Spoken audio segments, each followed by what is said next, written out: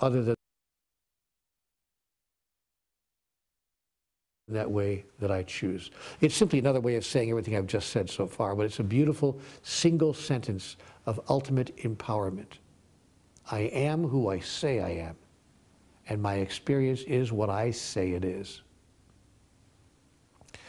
I have a friend who I met many years ago, a young lady who, as a child, was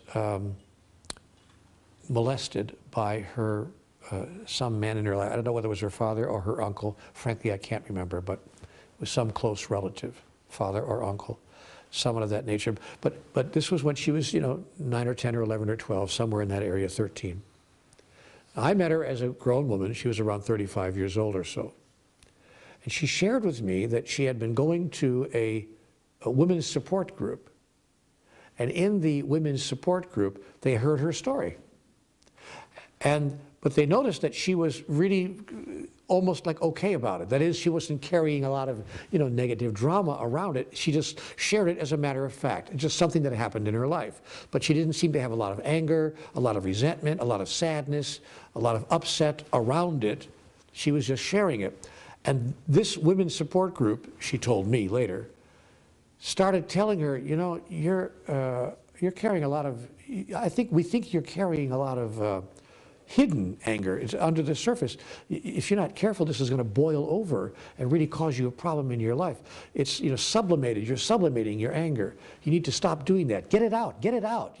Give her a bataka. Let her hit the pillow, or and they try to talk her into screaming it out, primal screaming as a therapy, or using the bataka, or somehow, because they were convinced that she was holding it all inside, and that her apparent calmness around this was an act, and even an act that she didn't know she was undertaking, but just something that she was, subconsciously covering her deeper emotion.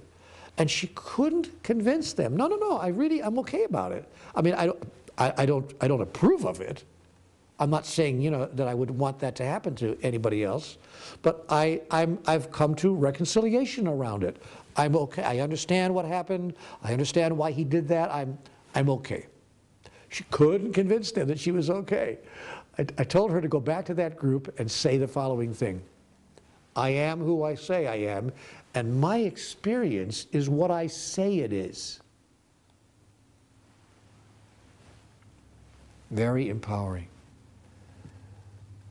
And that's the triad process. And that's what I mean by affirmation. That's the conclusion of this lesson. I'm hoping that you got something really powerful out of this.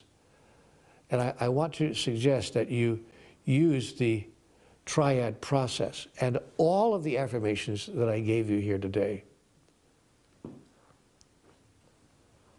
as your powerful tools with which to step into your life as God.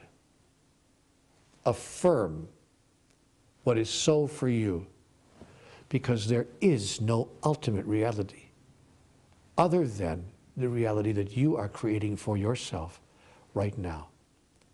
Even your reality of this lesson, you can say right now, this is terrible. I don't like this program at all. Neil is not a good teacher, and I'm sorry I ever got involved in this project. Or you can say, this is incredible. This material is unbelievable. I am being incredibly served by this, and this is putting me in touch with what it's really like to step into my life as God. I am so grateful. This is profoundly impacting in my life. If you don't choose the second one rather than the first, you're out of the program forever, and we won't be able to let you watch the last portion. See you next week.